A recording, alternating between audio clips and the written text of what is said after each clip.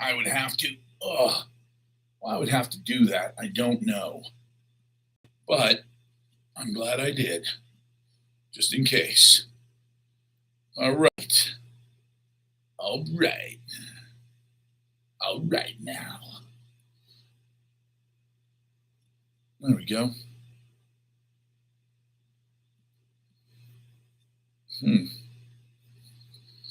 All right, got quite a gathering here.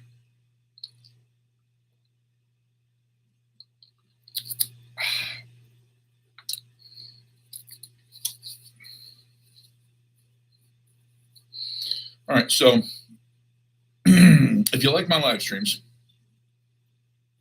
please like and follow me. And if you don't like my live streams, please follow me anyway so that you can tell me what a fat idiot I am. Bottom line is, I don't care why you follow me. I just want followers. It makes me feel Christ-like. He had followers. I have followers. He had 12. I have 120,000. I'm not saying I'm better. I'm just kidding. Just having a little fun there. Say something good then. Okay. Challenge accepted. Got a couple people on the YouTube stream as well tonight. That's good. He saves, I spend. Well said. That is well said. Okay, well let's jump right into it then. Let's get what the hell's going on in this crazy fucking world of ours. For fun, I am buying a forge. Yes, a forge. Like the kind of forge you use to melt stuff. Because I'm going to make coinage for you folks.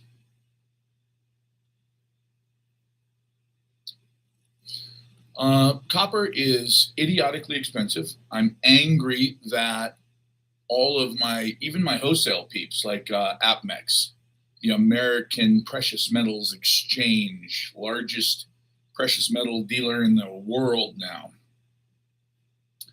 It just really pisses me off that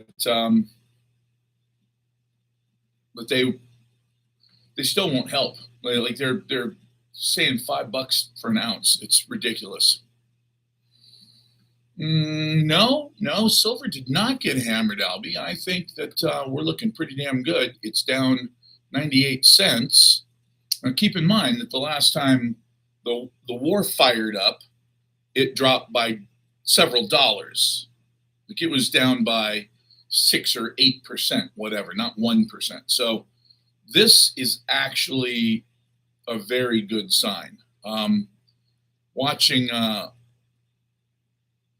the NASDAQ take an absolute dump of over about 100 points earlier in the day and then recover.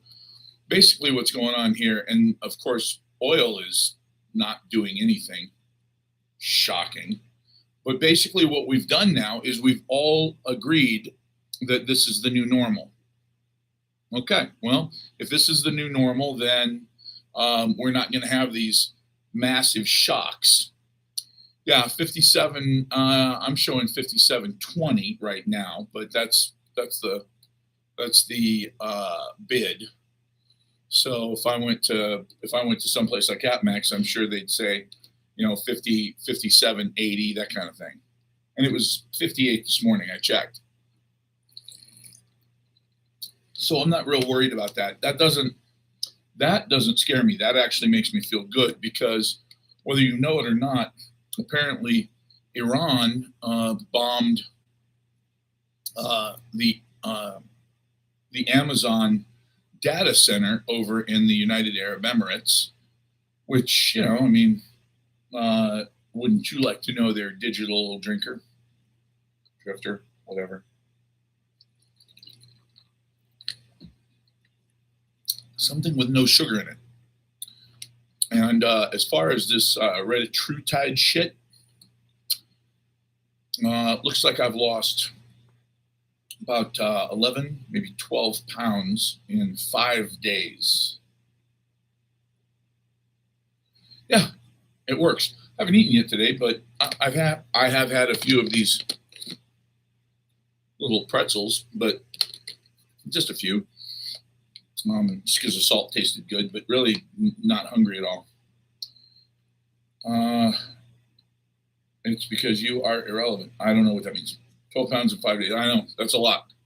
Well, keep in mind though that it's really not that much for me. I mean, shit. When you start off at 340, which is what I was last month, I was 333 when I started this. So 333 and change, and now I'm 322 5 days later. But I haven't eaten. I've eaten one thing a day for the last 5 days. Like last night, I made a bean and cheese burrito. That was it. Now, of course, if you tried to eat the burrito I ate last night, it would kill you because it was an entire can. It was over a pound of refried beans and a little bit of cheese, and so it's enough. It's enough that I'm not going to starve to death, but at the same time, just not hungry. Absolutely not hungry. Feel great. It means you have no control over the situation.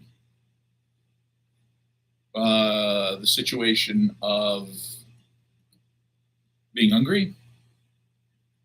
Yeah. I could do it the hard way. And the hard way is just muscle through it. I've done that before. Lost a lot of weight by just eating once a day. Just being hungry all fucking day. That's fine.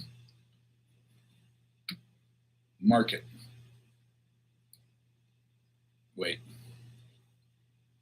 Means you have no control over the market. No, I don't have any control over the market. Well, it must have been one hell of a hamburger if you gained that much. Good evening. So, let's see if this made the news anywhere, because when I saw it, I thought, yeah, they're not going to talk about this on the mainstream media. There's no way.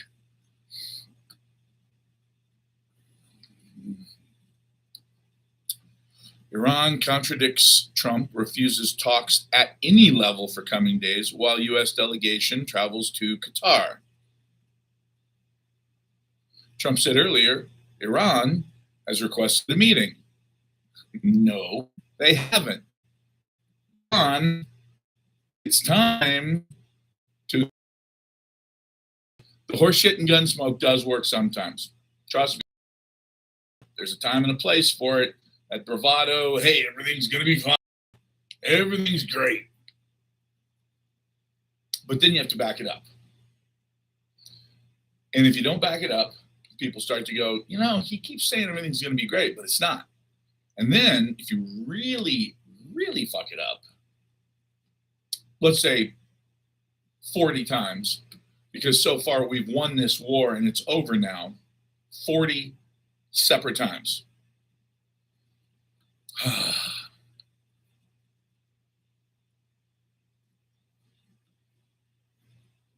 Let's see. Ooh, shit. Ow.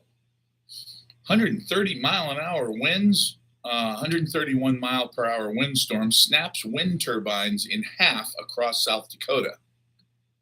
That's a hell of a windstorm, man. Philippines becomes world's top solar panel buyer. Very smart, you little Filipinos, you. It's very clever of you.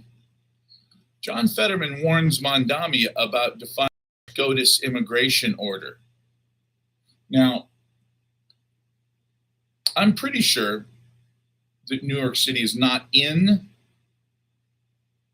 Pennsylvania, but maybe I'm just nuts.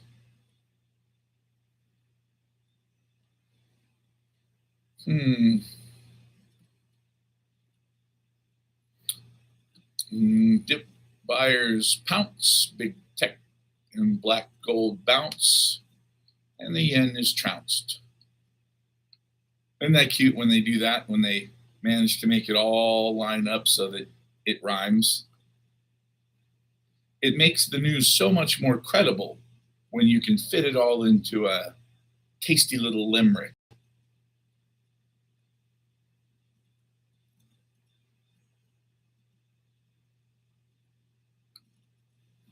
York, Pennsylvania. Well, apparently it's New York, Pennsylvania now. Most windmill blades are made of fabric. I was going to say, I'm pretty sure that a lot of them are made of fiberglass or carbon fiber. Carbon fiber. Some crazy shit, isn't it? Super light. First time I touched a race car that was made of carbon fiber, I lifted up the entire front fender. I swear to God, it weighed as much as I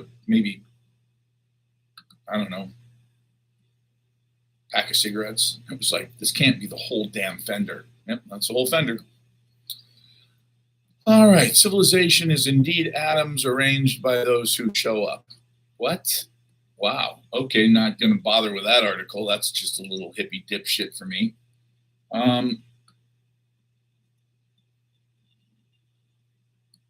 No, we don't win wars, Eve. We fight them. That's what we do. We don't need to win wars. Winning wars is for assholes. Don't have a big ego about it. We're not here to win. We're here to spend money. We're here to fire off rockets that we can then go back and rebuild so that the American taxpayer can feel like they're actually doing something. Because they really are. We're spending a fortune on weapons. What does it cost?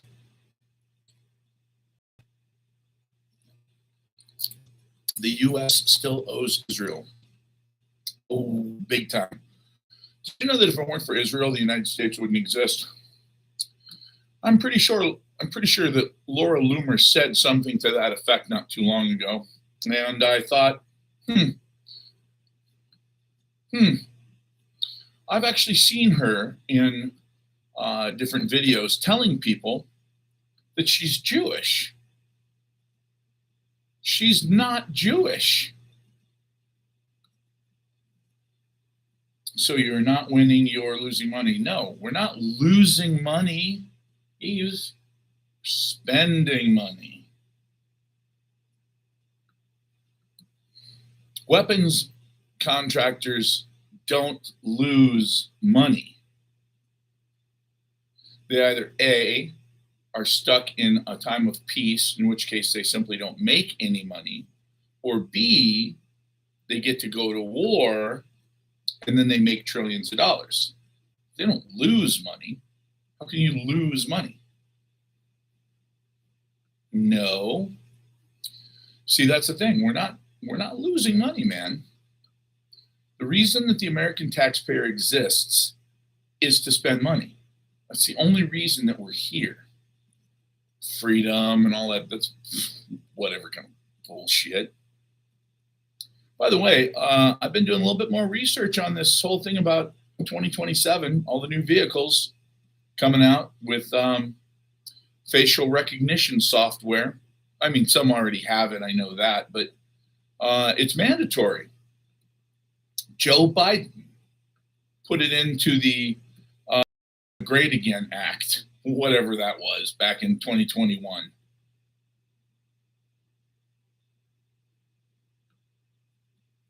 Yeah, I mean, God, can you imagine if there's only sales tax in the United States, if you didn't have to give every dime you made from January 1st until the middle of April to the government?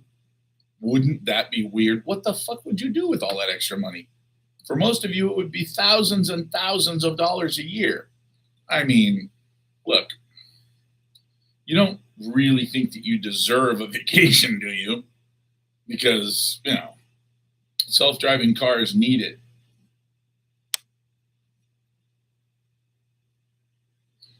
Self-driving cars need facial recognition software. See, the problem with that is that it's been built into the cars to show exactly what your face is doing.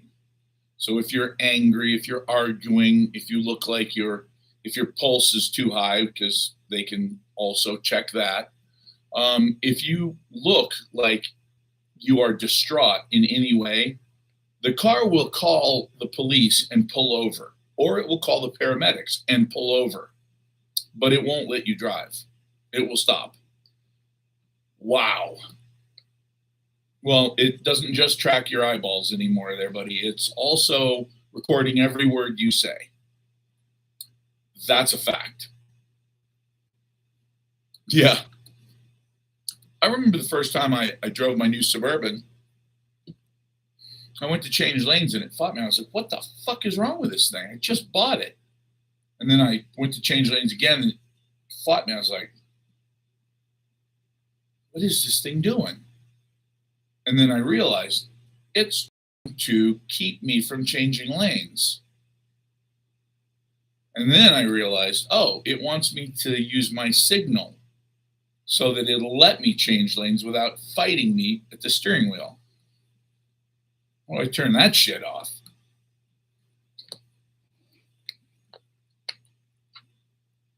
Oh, absolutely. Absolutely, you can get one. You can definitely get a DUI in a Tesla. Yeah, the thing is that it's definitely very interesting. By the way, the movie Citizen Vigilante is exploding all over the world.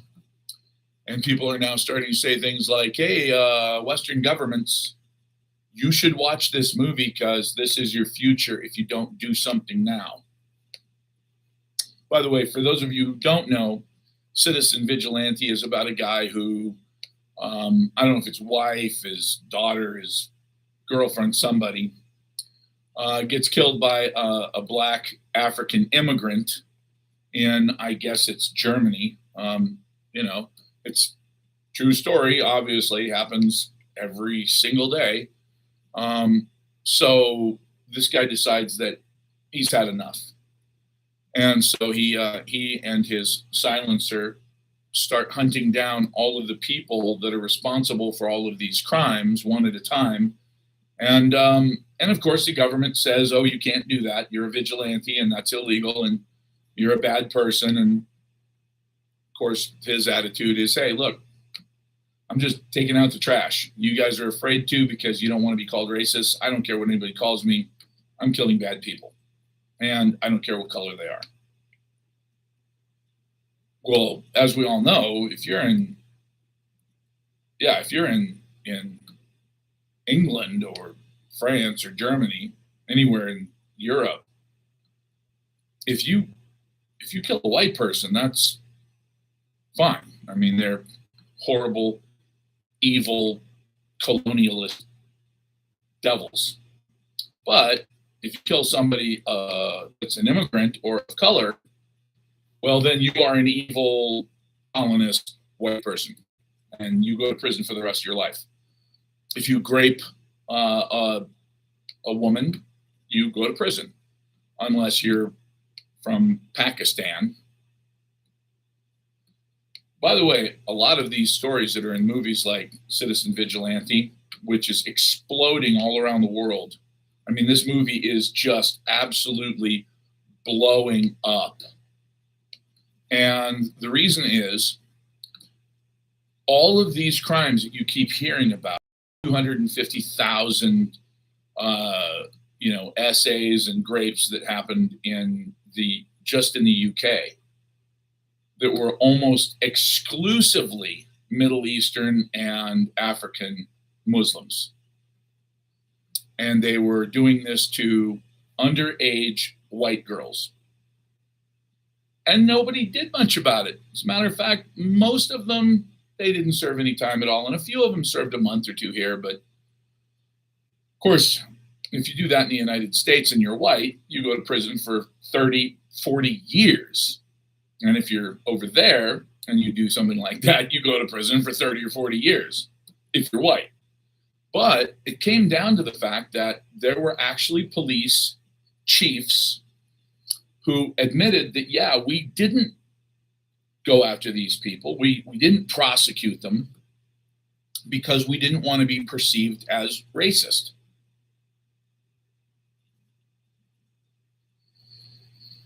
Okay, well,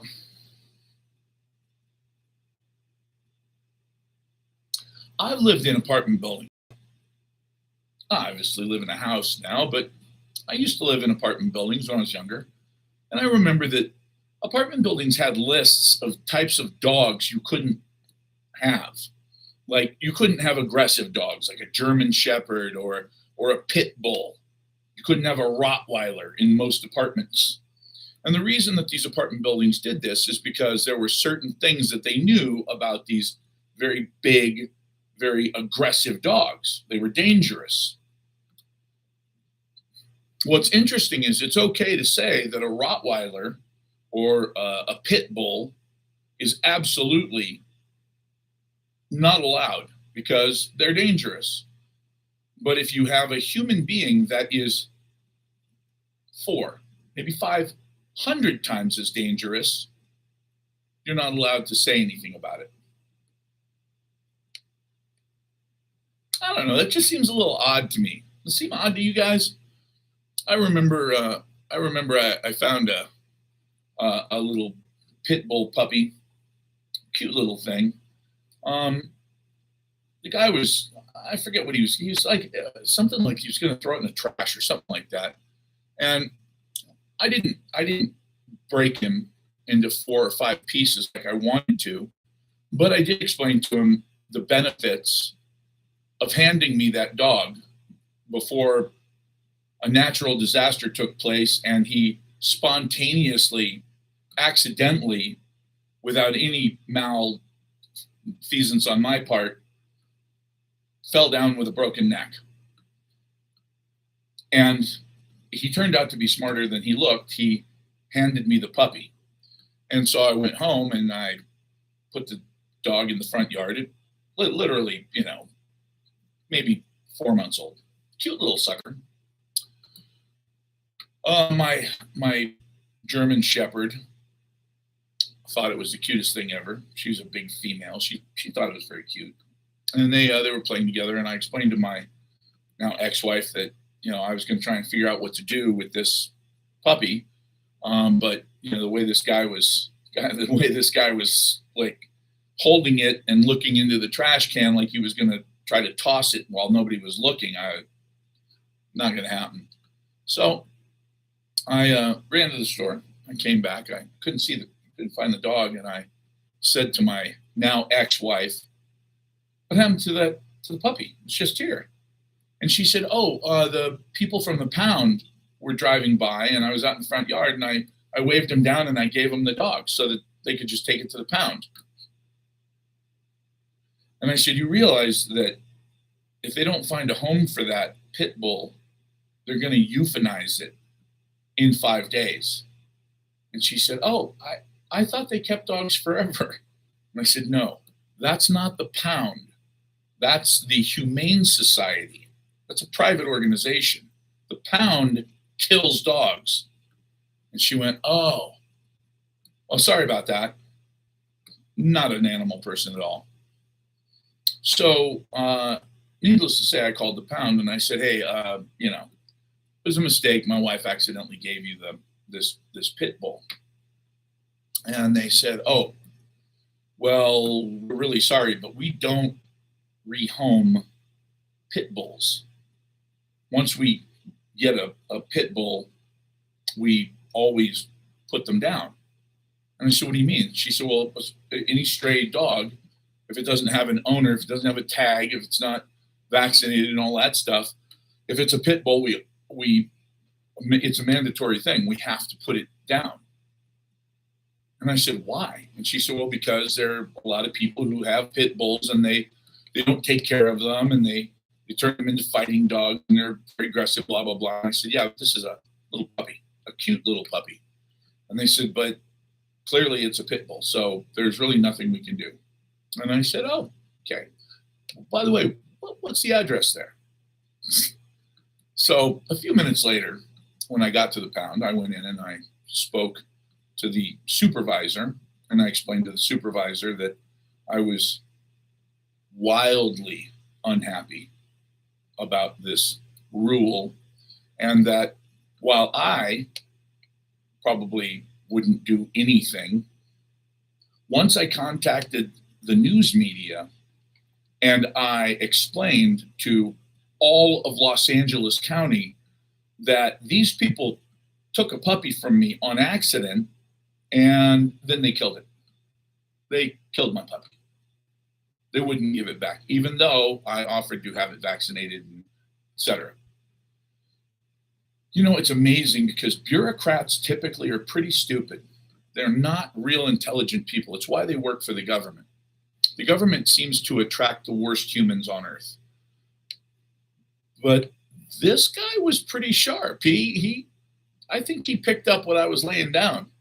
And he said, I'm not sure that we've actually done all the required paperwork, et cetera. Which dog is it? So we went back and found the puppy, and I found him a good home. So it was very interesting, though, because I thought to myself, this dog is totally just the cutest damn thing ever. Absolutely not a threat to anybody. And yet, just because of the bias involved, you have to kill this thing. Because over the course of many, many years, pit bulls have been shown to be much more aggressive.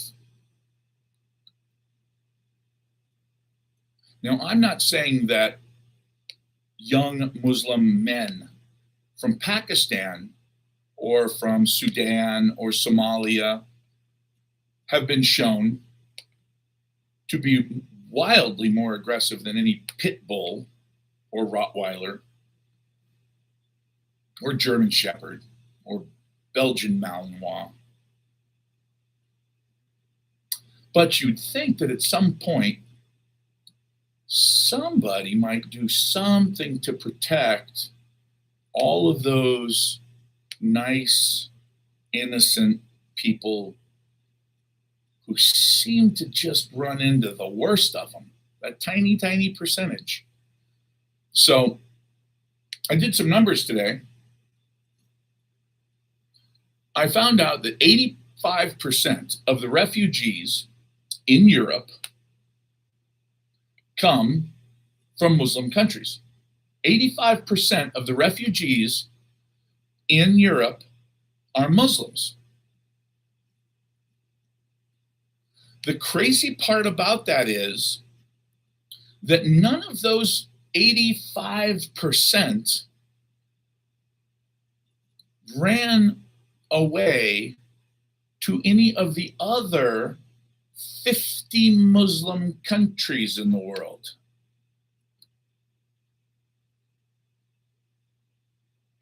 Wait, but if you're Muslim and you're faithful and you're a refugee in your own country, wouldn't you just go to the next country over that's clearly your people, Muslim?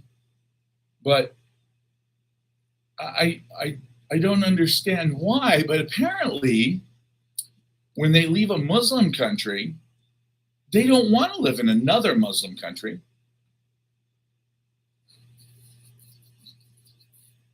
And yet,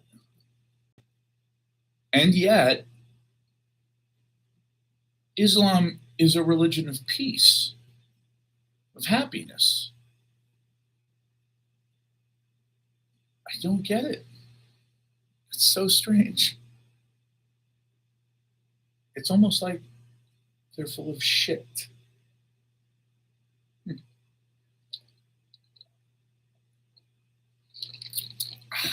Well,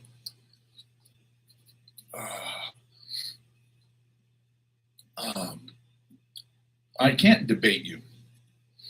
There's no way to debate a Muslim because you literally have it written into the Quran, your holy book, that taqiyya is to lie for the glory of Muhammad. So what could you possibly say to me that I would believe? Your God told you to lie. Okay, well, then I can't believe a word you say.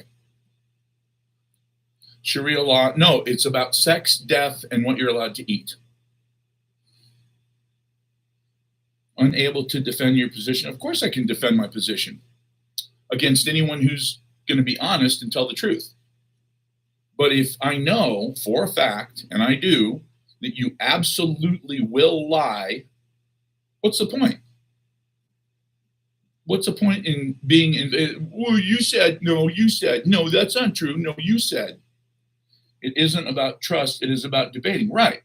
And you can make up all kinds of bullshit stuff like, oh, well, we don't do that. We never said that. He never married Aisha when she was 8. We don't diddle little girls. Yeah, you do. No, we don't. Yeah, in Iran, you can marry a girl as young as 5 or 6 for a night, and then the next day you can divorce her for a fee. And then for 30 days, she has to be completely alone by herself without any men, and then she is a virgin again. Look, dude, the problem is I've read your book. You haven't read mine. So lie as much as you want. That's so funny. I love how Muslims are like, oh, you're so weak. Dude, thank God for you. You're not standing in front of me in an alley. You have no idea. I could probably fit you in my pocket. Well, you own a King James version. Wrong. So there's a lot of credibility in what you just said. I own a King Jimmy version of whatever you said, that thing. Look, bottom line is, if you are allowed to lie in pursuit of making your whatever the hell you call Muhammad, making him happy, what's there to talk about? Because there's nothing to talk about, man. So, now if you got on here and said, look, my religion allows me to do things that your religion doesn't allow you to do, and that's why I like my religion. Okay, now we're being honest. Like, what do you get to do? Well, if my wife talks any shit to me, I can just knock the hell out of her. Oh, you can? Yeah, absolutely. I can turn my back to her and say, I divorced you 3 times, and she's done. I'm out of here. Well, you still have to pay child support, etc., right? No, you don't? Wow. Holy smokes. So that basically means once a woman is with you, then all of a sudden she's your slave. Uh-oh. Violent and criminal behavior. I just got flagged for violent and criminal behavior. Violent and criminal behavior. Oh, maybe the algorithm thinks I'm a Muslim and that I would do that. I would never do that. No. I'm sorry, algorithm. You're mistaking me for a Muslim. I'm not. So I would never do something like that to a woman or a child. I would never have an honor killing. I wouldn't literally beat my daughter to death with a rock. It's interesting though, because the Jews have this thing. You probably haven't read it because most Christians haven't, but it says that if your son is disrespectful to you, you should take him to the main gate of the city, and in front of the elders of the city, you should beat him to death with rocks. You should stone him to death. What's up with all of these religions? The one that came before Christianity is extraordinarily violent. And they have these weird things about what you can and can't do. Like you can't eat shellfish. You can't cut the curls that grow on. If you trim the hair on your temples, you have to be put to death. Did you guys know that? That's craziness. I don't understand that. Yeah. Algorithms Muslim. Well, we know that it's one of those two other religions for sure. Well, it's funny you say that, Joe, because they hate dogs, they hate kids, they hate women, they hate pork. It's like, well, they hate Christians, they hate Jews, and yet nobody that lives in their countries wants to live in their countries. They all want to live in countries where people like us live. Why? You guys are so superior. Hi, Monica. It's like they have a problem with everything that we do. I mean, think about it. When Muslims take over a city, once they get to 50+%, all of a sudden everything changes. Their tolerance level goes to zero, like in Michigan where they're playing the call to prayer at 5 o'clock in the morning. What? Yeah, and that, I mean, look, the idea that there are people that are still so wildly ignorant in the world that they believe that if you commit murder and you kill innocent people, you then get rewarded by the creator of the universe with 72 virgins. That tells you everything you need to know about their religion right there. So wait, 72 virgins? Why would you want 72 virgins? Like, that's it? You go to heaven, that's what you get? You don't get an overarching understanding of the universe. You don't get this feeling of completeness, that you are one with the Lord. No. You get a bunch of hymens. Why? What? Why is that the most important thing? I mean, look, man, you can have diamond rings if you want, but I'd rather have 72 hymen rings. That's my gig. It's like, so this is all about like keeping women subjugated for yourself. Yeah, 71 apparently is not enough. I don't know, man. I think one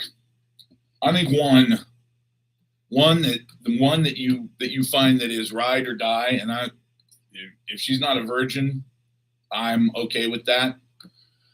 If she's got a hit list longer than the Mossad, no thanks. If your Wikipedia page has more than 1,000 victims, I don't think that's going to work out.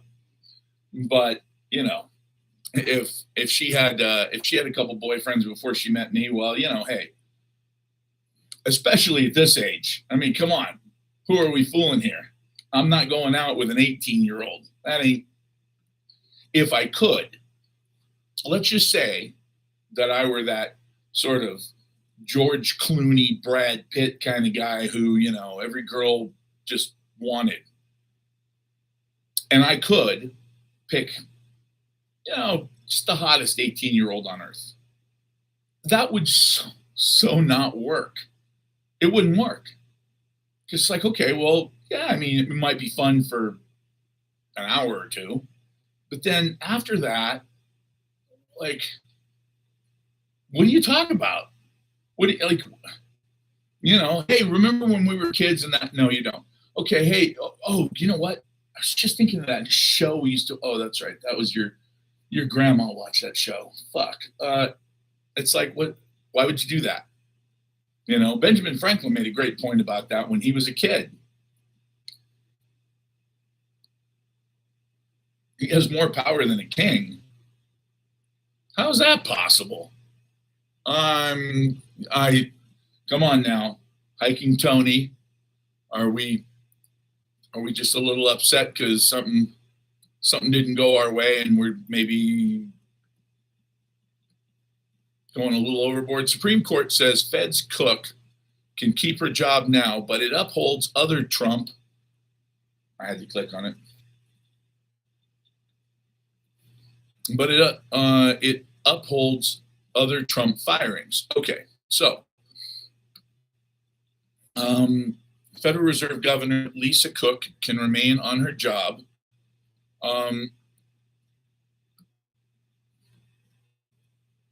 That's too bad.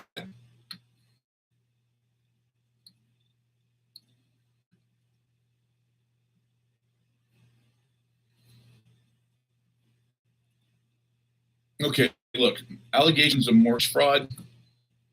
If she committed mortgage fraud, she can't work for the Federal Reserve. And to be honest with you, I know this is going to sound prejudice, and it is totally, and I admit it because it is. But it's literally it's my reaction to being beaten over the head my entire life about being a white man. And that is, if she is a black woman, how did she get that job? Is she the best qualified? Or did she get the job because she's black and she's a woman? I don't know. I can't say. But I can tell you this. If it's because they were trying to check all the fucking boxes, I'm sick of that. I'm so sick of that. I'm so tired to my bones of having stupid people in really powerful positions because of the color of their skin, not the content of their melon. I'm so tired of that. Well, we had to hire her. Why? Because she's a lesbian. What? What? Yeah, it looks good on the documents. Yeah, but what about the decisions that she makes? Oh, nobody cares about that. Yeah, we all have fatigue. Well, look, here's the thing that I will say. When you look at I'll give you an example, the black gal who helped send people to the moon with literally nothing more than a calculator and a piece of paper and a pencil. Okay, I would have loved to have had a conversation with her. There are insanely intelligent black people out there. But if you're hiring them because they're black and not because they're insanely intelligent, they probably missed the mark. You're right. I'm tired of everything they do. Trump's way better than Biden. No, he's just different. They're both lying, cheating, stealing, thieving turds. And he has literally gone back on every single thing he promised. Every fucking thing he promised me. I want to know who's in the Epstein files. You promised me that I would know who the people that are blackmailing my government are. That's all. Look, if you think that I'm angry because I want to find out who diddled children, you're wrong. Yeah, that's terrible. Yes, they should be punished. Yeah, that's a sickness. It's a mental illness that they're in their 60s and 70s and they want to be fucking around with kids that are 10 or 12. Yeah, that's a mental illness. I get that. That's not who I'm after. Who set it up? Who are the evil son of a bitches that went and kidnapped those kids? Who are the evil bastards who put those insane, weird freak men in the room full of cameras with those kids? That's your enemy. These weirdo fucking idiots, yeah, they're sick and they're screwed up, and yeah. Do I have pity on them?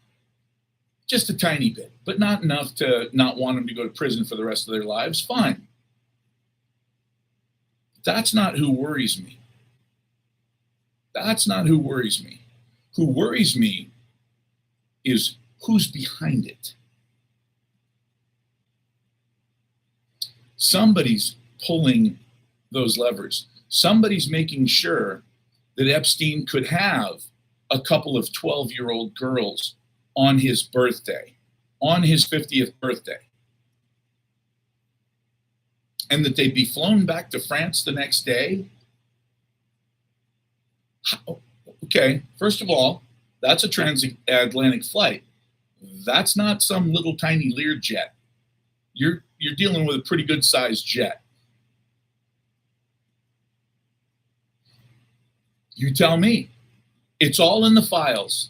It's all on video. It's all been recorded. Every freaking minute of it has been recorded. The FBI took 15,000 videotapes. They said at the time, when they left the Bahamas, which by the way is not the United States, when they left, when the FBI went into his island and they took all of that stuff out, they announced that, yes, we got 15,000 videos. So 15,000 DVDs, is that because, I mean, that could literally 15,000 could be 100,000 hours. 100,000 hours of video. You don't keep video of the surveillance of the dock. You re-record that. So what are you keeping? What do you need 100,000 hours of? I don't know. Why do you have a painting of Bill Clinton in a dress in your entryway? You see your bitch? Is that what you're saying? Because that's what it looks like. It looks like you're saying Bill Clinton's your bitch. I don't think Bill Clinton would think it was very funny if you walked into your house and saw that you have a massive painting of him with lipstick, all dressed up like a woman, wearing heels. I don't think he'd think that's funny. Bingo. It's blackmail. So the question is, who is behind it? Who's behind it?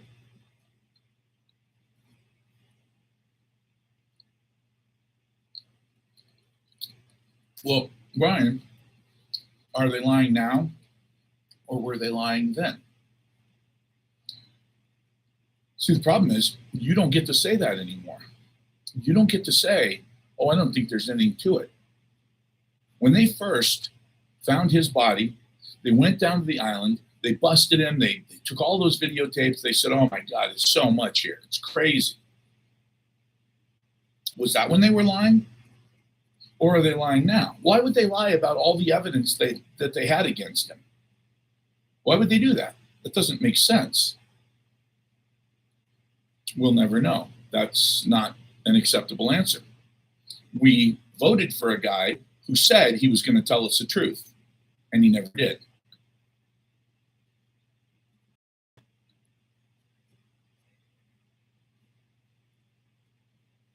Well, it depends on what list it is. I mean, look, if you had lunch with Jeffrey Epstein in the year 2000, what does that mean? You had lunch with him. Okay, well, he did run some charities. He did meet lots and lots of very influential people. He was building a web of people that he could get to do and help him with certain things. So the idea that you had lunch with Epstein doesn't make you anything. The fact that you went to his house for dinner doesn't mean anything. If you went to his house in New York 20 or 30 times, and during those 20 or 30 times that you went to his house, you were seen going in within an hour or so of several women going in. Okay, you know what? Prostitution is the oldest industry for a reason. Does it mean that they were underage children? No. I would be willing to guess that for the most part, if you see a woman who's 6 foot tall with blonde hair and blue eyes, and she's rolling down the street in high heels in Manhattan, tell if she's 12. Odds are, unless she's going to top out at 6'10", she's probably full grown anyway. So my point is that it's easy to see when a group of women walk into Jeffrey Epstein's house. Does that mean that they're coerced? No. Does it mean that he's blackmailing you? Well, of course, it depends. Are you married? Because if you're married and you're at his house, till all hours of the morning with a bunch of, beautiful Russian women, maybe you did something that you probably don't want your wife and kids to know about. That's a form of blackmail. That is something that a lot of men would be horrified to know that they could be used against them. But it's not all powerful. What's all powerful is if you find out that there's a videotape of you as a congressman or a senator or way more importantly, somebody that works in the Defense Department or the intelligence community, and there's a videotape of you with a 12-year-old boy. Not only is your career over, your life's over. You're going to prison now. There are no men out there that are like, yeah, well, fuck you, release that. I don't care. No. There might be guys out there that are like, you know what? My wife and I haven't slept in the same bed for 5 years, so fuck you. You think you're going to blackmail me with a tape of me with some beautiful Russian girl? My kids would be super happy if I got divorced. That's not much in the way of blackmail right there. That's shitty blackmail. But an underage boy or girl, you ain't coming back from that one, brother. That's the end of your life. Hey, your heart might keep beating inside of a concrete box, but that's it. That's why when they refuse to talk about names and they refuse to give us all the rest of the information, it's being used. It's being used right now. This very minute. People are making decisions about your future and mine based on their absolute abject fucking terror that those files will come out. So as long as they don't, that's leverage. Hey, once they're out there, it's done. Once those files come out, all the people on those files, they're dead men walking. They're dead men walking. Doesn't matter anymore. You may as well go make an appointment with a long drop with a short rope, because you're done. You're never, ever going to be free again, and you're never going to be powerful again. Your kids are never going to talk to you again. Your wife, she's going to tell some great stories about you at parties, but you wouldn't like to hear them. And all of this while you're in prison for the rest of your life. That's why these guys will do the most insane shit. Watch. Look at this. Look at our government and look at what they're doing and tell me it's not insane. How can you expect grown men and women to do these things and not have us completely lose our minds and rise up and destroy this country? Because they don't have any choice. They just do what's in front of them. They do the next thing put in front of them. And then they hope to God that we don't react. And that if we do react, it's the typical reaction of Americans. If you piss me off anymore, I might make a sign. I might even hold the sign up at the park for 20 minutes till it gets hot.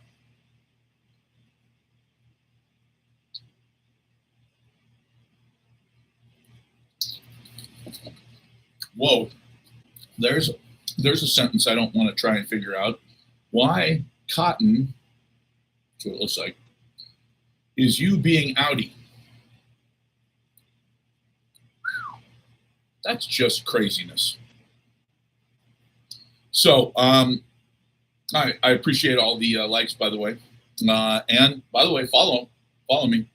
Content's going to get even better because things are getting very interesting. Now, I'm looking, by the way, I'm trying to find out world Iran war. Okay, let's see. I don't think, there's an ad. Have you heard of the United States Coast Guard? Who are they trying to get? Like, dudes, my dudes, who are you trying to recruit? If somebody hasn't heard of the Coast Guard, I don't know that I'd trust their swimming either. By the way, I used to make fun of the Coast Guard. Everybody in the Marine Corps makes fun of the Coast Guard because, let's say that, you have a catastrophic failure of the hull and your ship sinks. You just walk back to shore. That's the kind of shit we used to say about them. I don't make fun of them anymore. Not after Katrina. I spent time in New Orleans after Katrina happened, after the levees broke. And man, I got to tell you, I was so fucking impressed with those guys. Just balls to the wall. They were amazing. What happened to Putin's car? I was sleeping before work. I just caught a piece of the story. I don't see anything. Let's see. Iran says this. U.S. says that. Okay. Uncertain progress. This is all just bullshit. Date approaches in Iran for massive week-long funeral for slain supreme leader. U.S. strikes Iran. Oh, this was the 26th? What? Okay, AP, why don't you kiss my buttocks? I am not impressed. Let's see. Venezuela death toll rises. That's going to be... I feel really, really fucking bad for those folks. $150 million. What kind of pusillanimous bullshit is that? Like, look, we just kidnapped their president and told them we were going to take all of their natural resources away from them. Literally, Trump said, yeah, we're going to take the oil. It's ours. And now they get hit with these earthquakes. There's over 69,000 people still missing, which means they're dead. They're under all of those crushed buildings. And there are dozens and dozens of high rises that just collapsed. So, the least we could do would be break off a couple $1 billion. Well, we haven't even taken the oil yet. We're just starting to send Chevron and Standard in there. They'll carve up all their natural resources and, give them the finger. That's what we do. Iran peace talks in question. You think?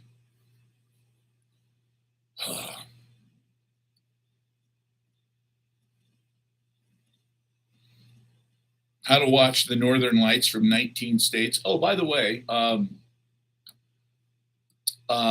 as far as geomagnetic storms go, I believe the geomagnetic storms that we will be experiencing tonight, on the scale of geomagnetic storms, there's 1 all the way to 5. We'll be at a 5, and so if we don't talk ever again, you should have bought my fucking book. I know it sounds funny, but it's not really that funny because literally the strongest geomagnetic storms possible are hitting us right now, tonight. That sucks, but it is what it is. Let's see.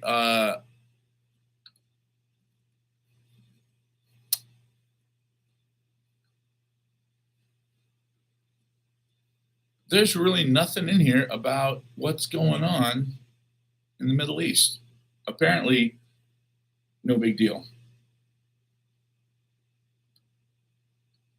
Well, Deborah, you're going to get it. I can tell you that. Um, Briefly, a geomagnetic storm is when the sun sneezes, and when it sneezes, it basically blows off hundreds of trillions of tons of superheated plasma. An enormous amount of, basically a huge ball of energy flies at us. And the way that our Earth is set up, we have this dipole system where, if you've ever seen the geomagnetic shield around Earth, we've got the North Pole and the South Pole, and the energy literally goes like this. But the problem is right now, those poles are shifting. The North and South Pole are in the process of flipping, and it happens. It's not something that happens all the time, but the North and South Pole do flip over from time to time. Sometimes they just move around a little bit and then they snap back. Why? Nobody has the slightest idea. We don't even have theories yet, but they just move around and flip back, or they flip over. While this is happening, like it is right now, our geomagnetic shield is very weak. It's dropped by probably 20, maybe even 25% over the last 100 years. So now what would normally be a fairly small coronal mass ejection, the solar storm, is actually much bigger. To give an example, what would normally make the northern lights really pretty and all the lights dancing over your head in Alaska, well, now you'll be able to see them in Cuba. That's not normal. But it means that more of the solar radiation is actually reaching Earth. Now, if enough of it reaches Earth, all of our electrical stuff goes out, like everything. All of our electricity disappears forever, because the one thing that will soak up all of that energy coming from the sun are our power lines. Now, I'll give you an example. If you have a cell phones have little tiny bits of copper and silver here and there that are tiny little electrical connections. They're very, very finite. And the beginning of a solar storm, what hits first after 18 hours is that wave, and that will fry little stuff like a cell phone. It's replaceable. By a day and a half to 2 days, what hits then is the C wave. The B wave, by the way, the middle wave, is almost exactly like lightning. So we built our whole power system around lightning, because everybody has lightning everywhere in the world. We all get hit by lightning sometimes. Not us, but our buildings and whatnot. So we built our entire electrical grid to handle lightning. Nobody knew, building our power grid, that we would have these massive coronal mass ejections, that we would have these amazingly large solar flares. It just wasn't something that we thought through. When I say we, I mean the entire world is built on the same basic electrical system, where you have transformers that either make the amount of electricity flowing through the wire go up or down before they go into a house, that type of thing. And the problem is that these transformers, they're not designed to take an overload of energy. They have a certain amount of electricity that goes through these wires constantly, and a little bit of a surge now and then. They can handle that. But an enormous surge, something that is so powerful that it would actually melt the actual line itself, like all of those big towers that you see with all the big electrical lines that run all over the United States, all of those towers and all of those electrical lines will soak up electricity from the sun in a big solar storm. And then, if everything happens just wrong, and it will in our lifetime, guaranteed, what happens next is all of that electricity starts traveling down those lines. When it gets to a substation, there's so much of it, it's like a tidal wave, and it hits the transformer. And of course, the transformers, they go, well, they got these little breakers on them. It's totally irrelevant. The breakers trip, the electricity actually jumps anyway into the transformer, and now you have a transformer that is extremely overloaded with electricity, extraordinarily hot, and full of oil. Yeah, that's right, oil. So when it explodes from the pressure and heat, it then catches fire. Probably, most likely, no one will get hurt by the transformer exploding because, look, substations are surrounded by walls and they're usually, here and there, but they're not, there aren't houses right next to the substation, hopefully. But what happens next is there's no more electricity. These huge transfer stations that explode, that melt down, some of these transformers, they weigh 800,000 pounds. They cost many millions of dollars. And the biggest problem, okay, well, if you guys have any questions, Albie's probably a good guy because I remember talking to him that he was an electrician. So when one of these transformers goes, you have to replace it. Okay. Well, there are two places that make those transformers right now, South Korea and Germany. If the entire world loses power, how do we ship them? How do we make them? Who manufactures one? Factories don't exist anymore. GPS doesn't exist. There's nothing. Like, the biggest problem that we'll have is not whether or not we rebuild the grid. It's where do you go number two? Because once you flush your toilet one time, that's it. It's not refilling.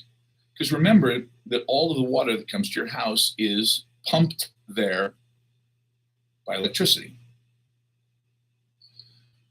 So it gets very, very interesting very quickly. And these are the things that most people have never thought about this because it's not something we talk about. And there's a reason for that. I remember in 2020, I remember seeing a magazine, 9 Ways That Civilization Could End.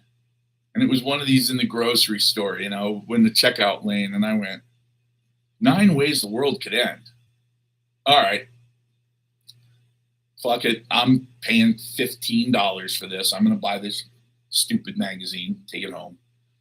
I took it home and I flipped through it. All the stuff that you'd expect, a virus, a zombie apocalypse, an asteroid, a volcano. They had a couple that were really stupid, like an earthquake.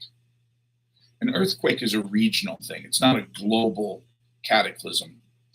But, an asteroid certainly could be. A volcano actually could be. There was a point where 295 million years ago, the Great Dying was an extinction level event where the Russian traps, that's what they're called in Siberia, it was a volcanic field that erupted for 1 million years nonstop and killed 95% of all life on planet Earth. That's not good. But here's my point, is that's not very likely. What is absolutely likely, what is guaranteed to happen in our lifetime, is that we will get a massive solar storm or a massive coronal mass ejection, a solar flare. They happen constantly. The big ones happen about every 150 years. We may have to revise that down to 75 years. If that's the case, we are so overdue for a massive one that it's terrifying how overdue we are. Because the last one was the event in 1859. The Carrington event was not a big deal. All we had were basically telegraph lines. We didn't have electricity back then, other than some really like basic batteries that you could charge by winding a dynamo, charge the battery, and then you sent out, by making contact, you sent out these little electrical flashes down this electric line, and it went to wherever. And the guy read it. He says, yes, he'll be here Tuesday. That's how fast it was. Those actually caught on fire. Those electric lines, when the Carrington event happened, electric lines, the telegraph lines around the world soaked up so much electricity in the atmosphere that it actually fried those lines. It set telegraph offices on fire. There were guys that were actually using the telegraph machine at the time going, and it shocked them and burned their hands. One guy on the East Coast reported that he yanked the battery leads off because he didn't want the electricity, whatever was going on, something was going wrong. He didn't want to fry the battery. So he pulled the leads off the battery and the machine kept working. The machine can't work without electricity. Well, there was so much electricity in the air that the machine kept receiving. Damn. So the lines themselves, the copper wire caught on fire, burned, melted. It was basically the end of the telegraph system completely. And then, of course, we just went right back in and rebuilt it. At that point, we were making copper wire like crazy. We were stringing lines everywhere. We had the poles already up. So we just basically restrung the whole damn thing and had it back up and running within months. Now would be a little bit different story. Because the first thing that would go would be our communication satellites and our GPS. Poof, gone. Okay. Within minutes of that happening, because obviously we're talking about something that's moving very fast, within minutes of our satellites disappearing forever, we would then begin to lose power globally, entire world. The only thing that might be a little about that immediate threat is that because of the way that the satellites are in orbit, and there's 5,000 of them, within a couple days, a lot of their orbits will start to degrade, which means they'll fall on us. So, do I think that you have to worry about a satellite hitting your house? Probably not. Do I worry about the fact that you will no longer have access to any water that's drinkable? Yeah, in most parts of the country I do. So, anybody who lives in a major city, it's not good. It's not good. If you live outside of a city, if you live on a farm, if you're a rancher, you live outside the city, way out in the sticks somewhere. This will have such a tiny effect on you, other than the obvious, which is, if a van full of strangers rolls up in the driveway, don't open the door. Be prepared to defend yourself against people who have managed to get out of the city somehow and are now in the process of starving to death because they are so desperate that they are probably the most dangerous animals on earth at that point. And God forbid they have youngins with them. Because if they have children with them, they'll do anything to feed their kids, including taking what's yours. So what happens to nuclear power plants? Well, that unfortunately is not good.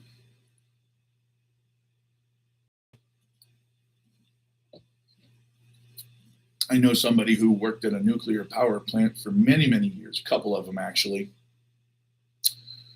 And I'm sure he could probably fill me in even more. But for now, what I do know is that if you look at what happened in Fukushima, Japan, the Fukushima Daiichi power plant, they had flood walls. They had tidal walls that were 20 feet high. They're more than enough to stop the water from coming in. Unfortunately, They had between 30 and 40-foot tsunami waves that went right over the wall. They immediately shut down the reactors, and then they did what you have to do if you shut down a nuclear reactor. See, the problem is you can't just walk in and flip a switch. You have to, because you've got this massive, massive thing that is just incredibly hot. So what you do to cool it down is you take these rods that are basically inert and you shove them down into the core. And by shoving all these rods down into the core, you're taking this really hot fissile material and diluting it. Now, you could dilute it by taking it and moving it away from itself into little compartments, but that's how would you do that? Most things that come in contact with the core of a reactor, they're dead instantly, whether they're robots or humans or whatever. So basically what they do is they take these rods and they stick them down into the core. And when they stick them down into the core, it keeps all the fission from happening. It slows down the reaction of the atoms going back and forth because they're running into these tubes that are basically inert and they don't react. Cool. Okay. Tungsten is definitely part of it. So you also do what's called scramming the core. You also dump water into the core, more water than normally would be in there. You got to remember, it's funny when you realize that most people don't know this. But remember the old steam engines? The guy shovel the coal in, he'd shut that door, and the coal would heat up, and it would boil water, and then the fucking water would then boil and push this turbine-looking thing, and that would actually make the wheels go around on this old steam engine. That's what a nuclear reactor is. No shit. It's that big dome. It's like a big pot of boiling water. Now, they use the heat from this incredibly dangerous reaction to heat up water. The water gets pressurized and pushed through these tubes. They push past these, they're not called propellers, they're called impellers. Same thing. Exactly. Albie's nailed it. It's a fucking pressure cooker. It pushes the water through as superheated steam, and it spins this wheel. And as it spins this wheel on the other side is connected to a generator. Basically an alternator, just like a car, only much bigger. And as they spin these turbines up, they generate electricity. It's literally the same shit we used in steam engines way back when. Technology has not advanced much in the last 180 years. So we've got this core that we have to dump all this cold water into. We push all these rods down into this core to make it mellow out a little bit. And then, most importantly, if we're going to try to cool this core down, we have to keep running cool water through it. Run the water through, let it go. As it runs through, it'll run past the turbines, past the impellers. Now, keep in mind, at this point, it's not superheated. It's not spinning the turbines. It's not doing any of that shit. We're just running it through because as it runs through, it runs out into this area where it gets to cool down, and then we can run it back through again. The problem is, once the generators are dead, you can't push water through the core. If the water that sits in the core is stationary, so hot that it will start to superheat that water. And when water gets superheated, it turns to steam in the core. And all of that water eventually will boil off and turn into an enormous, enormous pressure cooker. But not a pressure cooker like Albie mentioned earlier, where you're pushing the pressure through the turbines and making, no. It's basically stop. And when it blows, it literally explodes the dome, just like Fukushima Daiichi. Their backup generators were designed to run cool water through the core to calm them down. It takes 6 months. In some reactors, it can take a year. You got to keep that water running all the time.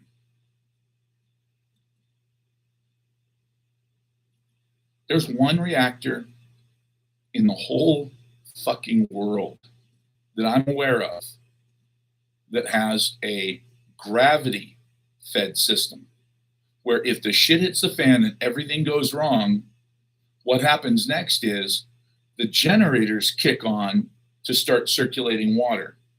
If the generators fail, there's a fail-safe system that allows the reservoir water that's uphill from that plant to start funneling into the core and running through it to cool it down automatically. It's the only one in the world I've ever heard of. So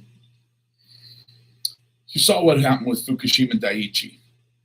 That's exactly what would happen with every nuclear reactor in the entire world. They would shut down, heat up, and then probably pop. Now, once they pop,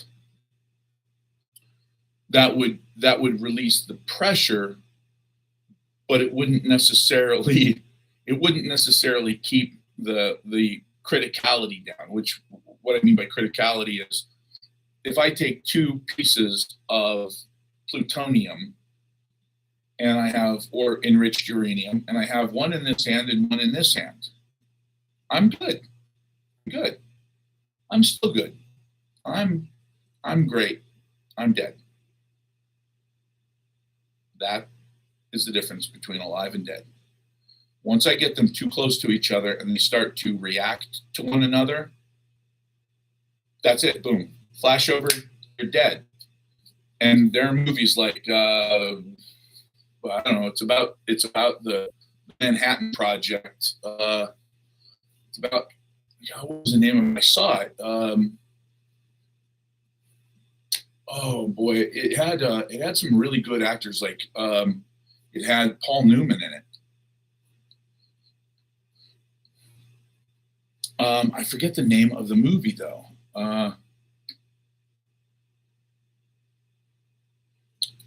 Well, I mean, obviously Chernobyl's got some issues, but I'm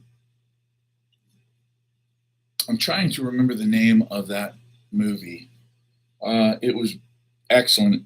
It was about the Manhattan Project, creating Fat Man and Little Boy.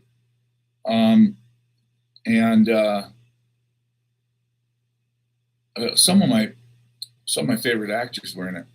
No, Oppenheimer's new. I haven't seen Oppenheimer yet. I heard it was a great movie though.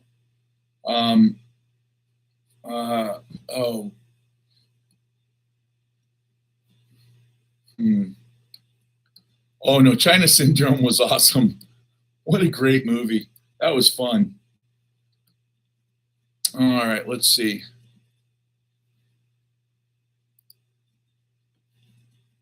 What movie about the atomic bomb was Paul Newman in?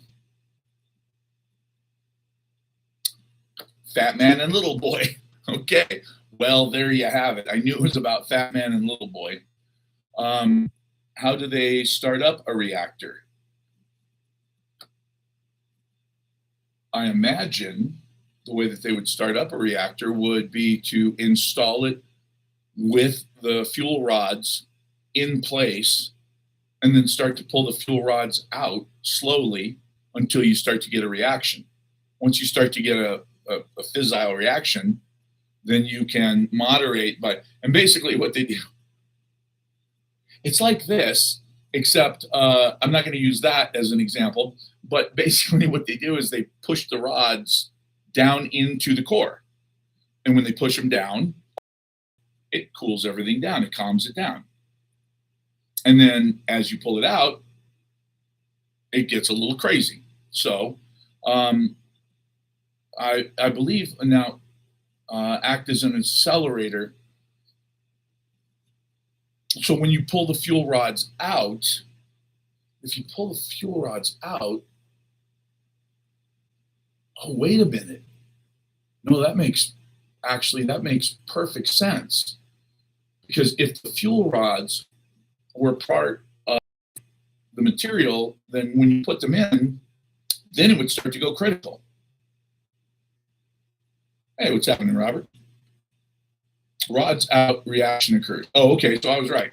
When you pull the rods out, so when the rods are in, because the whole thing about Chernobyl was they had this really weird freak accident where they had used a material that they shouldn't have on the very tip of one of all of their rods, and when they pushed the rod in, all of a sudden it had a flashover just for a moment, but it was all it took to set the entire thing off, and then they just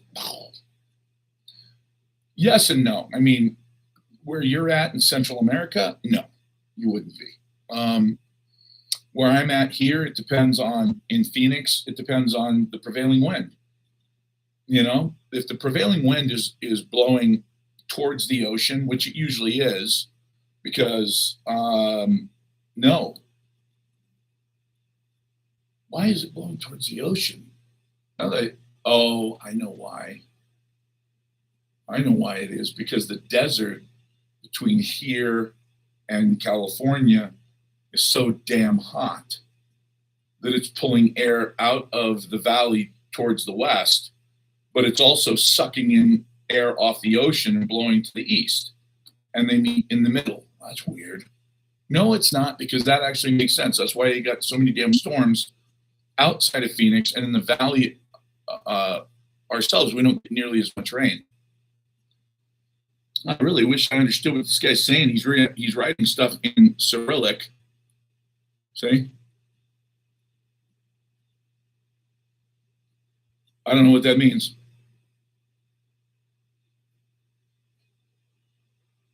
Well, I don't know what the hell that chemical would be, other than maybe lead. Lead would slow it down, a lot of lead. But the problem is that, when the cooling systems fail, that's it.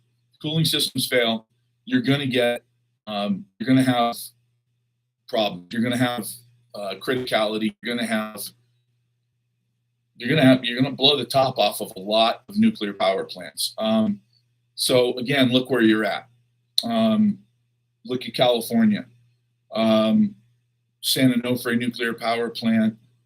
I don't think there are any in and around Los Angeles. I'm not sure of any in Santa Barbara. North of Santa Barbara, there's Diablo Canyon nuclear power plant.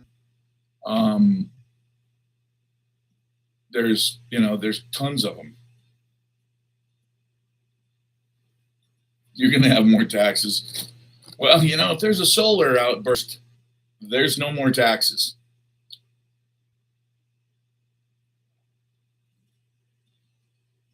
It makes you wonder. It really makes you wonder. Because the reality is this. Right now, we're in a situation where we bust our asses in order to make enough money so that we can then buy back our freedom. We tell ourselves this system is the best system that's ever existed. It's the only system we've ever known, so we don't really know. Then you do, and basically I believe that a lot of this is based on keeping us ignorant.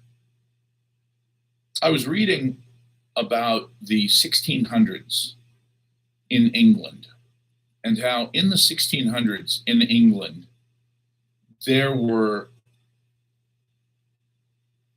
farmers, carpenters, masons who, just basic construction workers who worked an average of 5 or 6 hours a day. They worked for 4 or 5 days a week.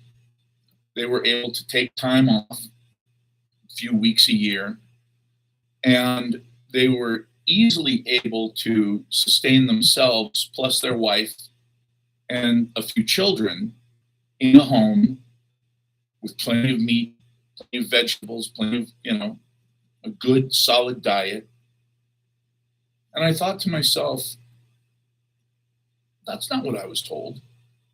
I wasn't told that in the 1600s in England you could be a carpenter, a fucking roofer or something, and make a good living as just a construction worker, as a peasant. The average peasant there had a better life than the people in the United States do. What? Wait a minute. I thought we had it all. I thought the United States that we had it all. Well, apparently not.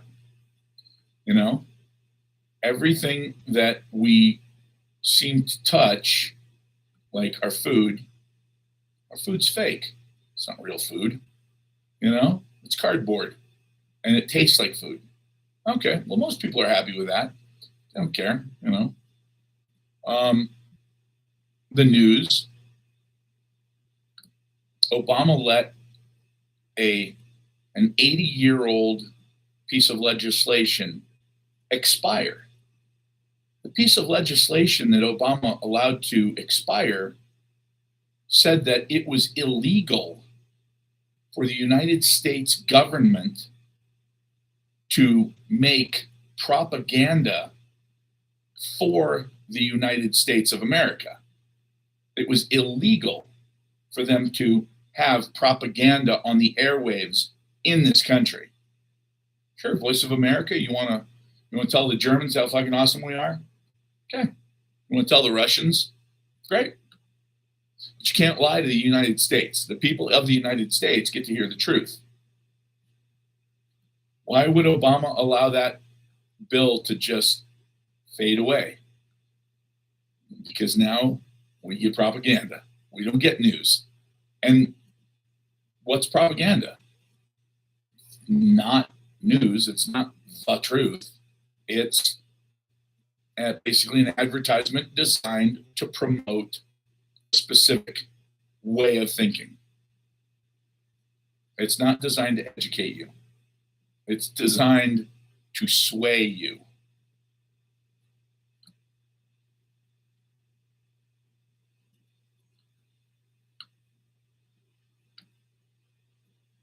Yeah, absolutely. Living between 3 Mile Island and Peach Bottom nuclear power plant. That would make me a little nervous right about now. Based on what's going on with the power grid, that would actually make me very nervous. I mean, if they're 150 miles away, you're fine. If they're 20 miles away, we both know you're fucked. Well, it depends on the prevailing wind, but still, you're probably screwed anyway, because we all know that the reason that they did the extraordinary work that they did at Fukushima, or the extraordinary work they did at Chernobyl, was because they knew that this criticality, this China syndrome, it doesn't go to China. When the core melts down, it doesn't melt down to the center of the earth, but it could melt down several hundred feet before it finally fizzles its way out and dilutes itself in molten goo. And during that time that's melting down, God forbid, it touches an aquifer. Wherever that water flows, that water's going to be super hot. And I don't mean Fahrenheit. I mean radioactive as shit. And anybody who drinks that water is absolutely going to die soon.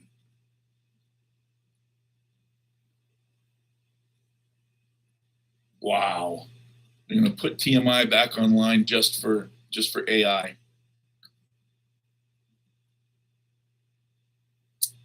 It's going to be very interesting, folks. It's going to be very, very interesting. But again, the only things that you can do are use a little bit of common sense and prepare as much as you can prepare without losing your mind. The system that we live in is pretty pervasive. It's everywhere all the time. Unless you're going to make a break and, if you're going to buy a fucking sailboat and sail for the Marquesas, good for you. I admire you. But, that's going to be a tough one.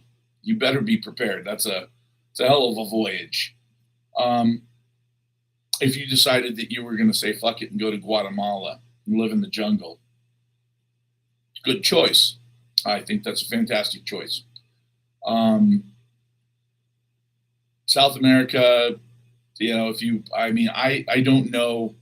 I don't know how safe it is to live anywhere in the United States, because the reality is that these flock cameras are no joke. The flock cameras are only the beginning. The flock cameras and all of the pictures that you're taking of us, and all of the watching that and again, they're watching constantly. Yeah. The funny thing is, all the people that are worried about climate change, the data centers, it's like, no, because AI is what? Going to help you grow the forest? I don't know. It's weird. But, the reality is that other than leaving the country, like Peter Thiel just did, and going to Argentina, to the southern part of Argentina, to Tierra del Fuego, like he did. Other than that, I don't know what to tell people. I do not know how to help people understand what is about to happen. And again, initially, this has been a multi-year process. Initially I was like, okay, well, solar flares, that's dangerous. Government overreach, whatever, it's not a big deal. Governments always do this. It's not a big deal. At least it's our government. We're the good guys. Over the course of the last, especially 5 years, 6 years, since COVID, I've realized that there's no difference. There's no difference between Republicans and Democrats, not in government. Maybe you are different than your Republican across the street that you can't stand, or that that sissy Democrat down the street who's got terrible ideas. It's bullshit.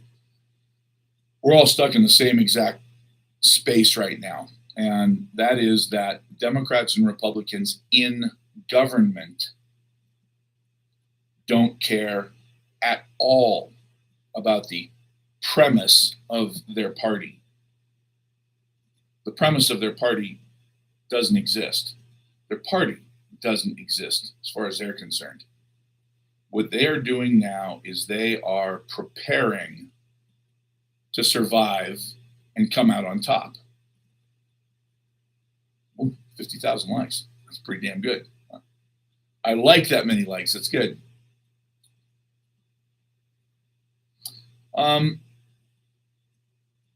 Over the course of the next year, I'm not worried about water, because I do live at the base of mountains with a lot of water. Arizona's got a lot of water. It's just that, unfortunately, it's all underground, and a lot of it's being given away to other countries. My guess about China now is that they're not competing with us. They're not competing with us at all.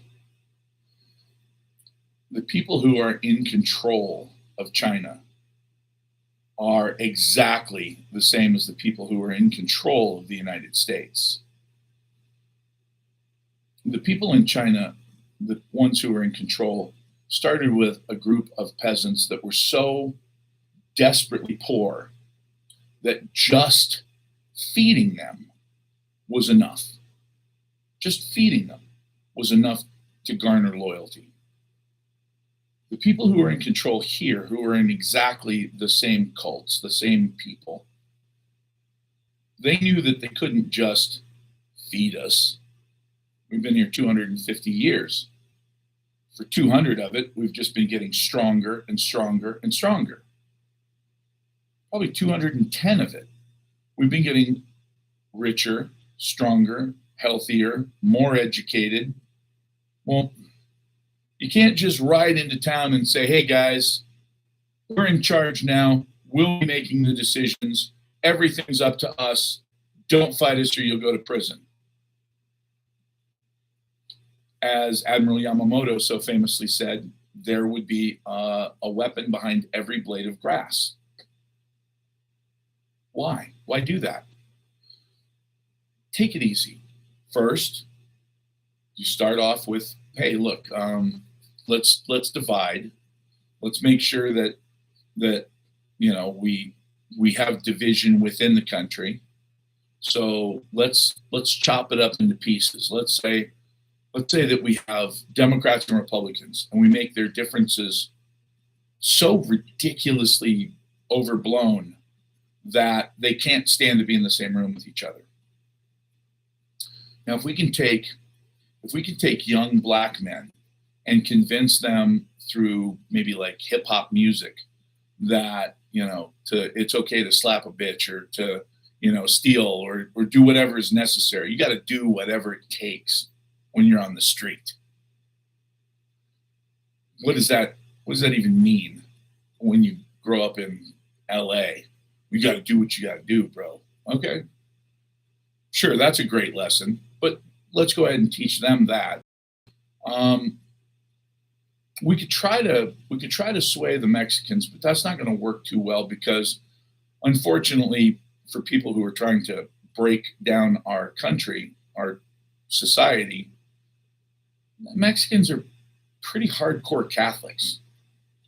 And even when one of their teenage sons or daughters starts to go astray, either mom or dad will grab them by the ear or hair or throat and say, that ain't how we do this, and drag their ass back to church.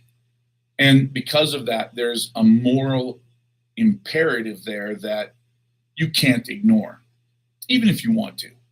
Even if you're a pissed off teenage guy, you want to ignore it. You can't. You can't.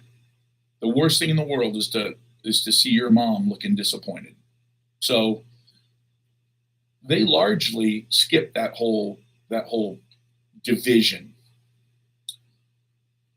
But man, I got to tell you, the rest of the divisions were absolutely fantastic. The idea that porn is not bad for kids, for teenagers. And the reason is they already think dirty thoughts. Let's give them an outlet. Let's let them look at this stuff. That way they don't actually go out and do it with each other. They just do it at home in their bedroom by themselves, think about it, but they don't actually go do it. So it's actually really better for them. Wow. Boy, was that fucking wrong. Because now we've got an entire generation of kids that are wired to think that whatever they see on there, that's what love is. No, that's not what it is. But, that's unfortunately, we think intimacy is some really crazy shit. What's in Mexico is not really an issue because if we weren't as miserable as we are in the United States, if kids didn't feel so completely untethered to their families, to reality, if they didn't feel like they absolutely don't matter, then the question would be, what are all these cartels going to sell us? Encyclopedia Britannicas? Because they're not going to sell us drugs. We don't want them. Unfortunately, in a civilization like the United States, where, you get everything all the time, instantly, at no cost. The cost is you just feel unfulfilled all the time. Like, what'd you have to earn? Nothing. What were you the best at? Best. You can't be the best. You could try to do good, but you can't. Like, have you seen Tic Tac? Man, there are people that no matter what you do, they're better at it than you. So, it's like, okay, so what's the point? Well, people say it all the time. You see it. I feel like I don't matter. You probably don't. If that's actually what your gut's telling you, is that you're useless and there's no point in your existence, that's probably exactly true. So, how hard is it to actually matter? It's easy. Super, especially in a society like this. There's so many people that need so much help that it's actually easy to matter. So, go do something that matters. I had a girl say to me this weekend, she was like, what kind of stuff do you do? Like for charity and stuff. I said, well, I raised a lot of money for veteran suicide, and I make backpacks that I hand out to homeless veterans, just stuff that I know that they'll need that they probably can't afford. And they don't feel like it's charity because they know I'm a veteran. They know I'm not giving it to them because I feel sorry for them, because I know why they're doing what they're doing. But that doesn't mean you don't want to brush your fucking teeth once in a while, So when you hit them with that attitude of, hey, look, man, if this is your choice, I respect that. I get it. But there's clean socks in here too. So why don't you go ahead and grab this? So that's, when I told her that, she was like, well, I want to help. And I thought, yep, she's a keeper. But the other thing that I thought was, how many other people are like this? There's a lot of people out there that are just, it's like, okay, but what else? Like, what the fuck else is there? What's going on here? Why do I feel like we're just sleepwalking through life? Because we are. We're sleepwalking through life. And nobody feels gratified. Nobody feels any satisfaction or gratitude. Okay, so how do we fix that? Well, whatever you're doing now, do something different. The thing is, there's so many people that need so much help.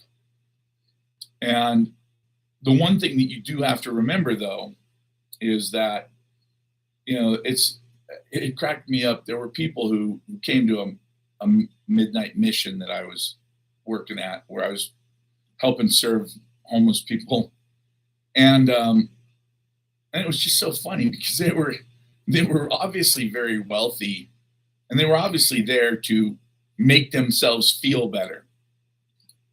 And I think they kind of missed the point of it, because they didn't really care about the homeless people at all. They wanted them to make themselves feel better. Well, okay.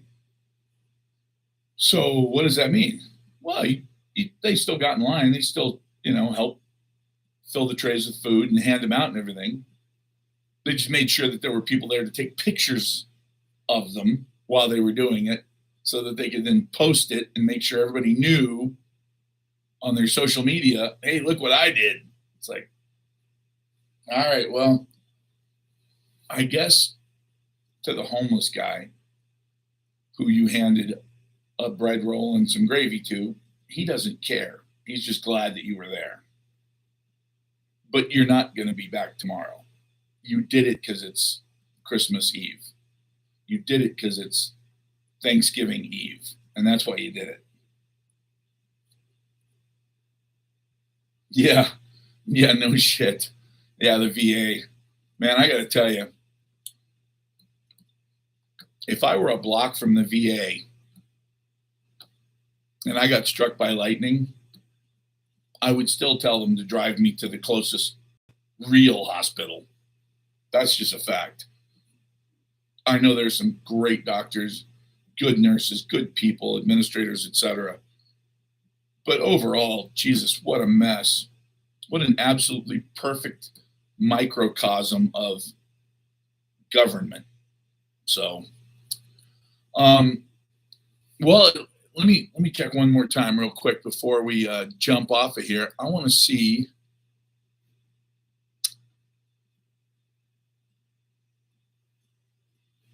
Okay. Show me the money.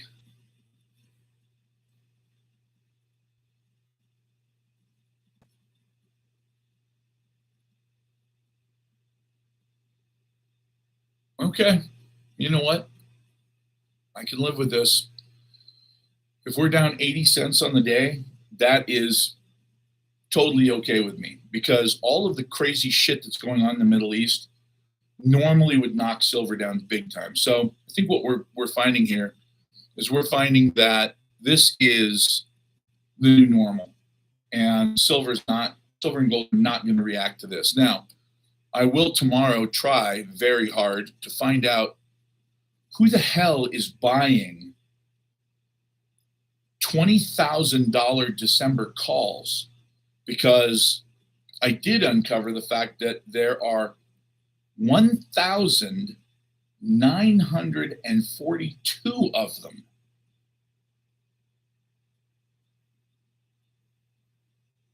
Who in the fuck would buy that? Like, who? Like, silver's at $39.69 right now. Why would you do that? Why are there almost 1,000 calls that have recently been purchased just in the last week? Almost 1,000 calls at 15,000 for December gold. Like, why would you do that? Oh, well, because they're cheap. Yeah, of course they're cheap, because they're worthless. Look, as the price goes up, the time value goes down. That's your delta. So as the time value is shrinking and you're getting closer and closer and closer to the end date where they're gone and your options expire, as you're getting closer, the value starts to dive. Well, if the value of the underlying metal is going up, it might balance out at the same price that you bought it at. But in order for you to actually make money on something like that, you have to see a price increase that is absolutely astronomical, and soon, because the clock is ticking on these options. It's only 6 months from now.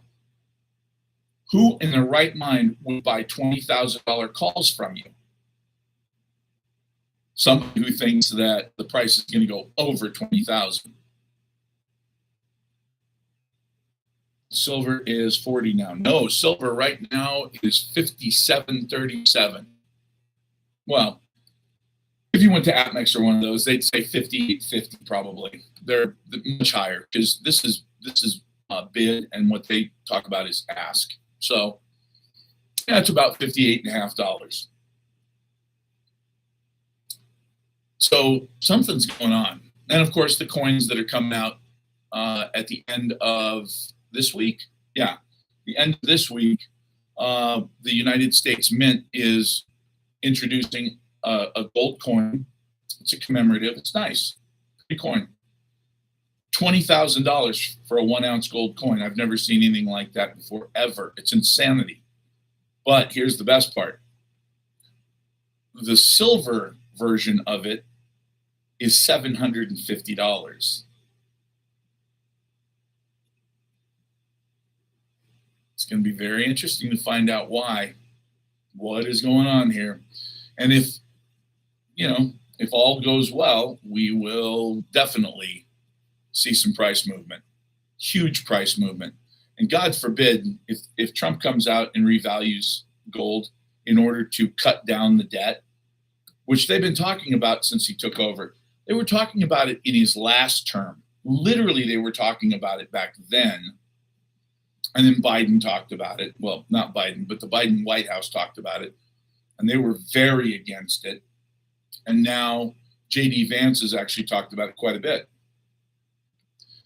Well, they're kicking around this idea that if they revalue gold right now, the statutory value of gold, according to the United States Congress, is $42 an ounce.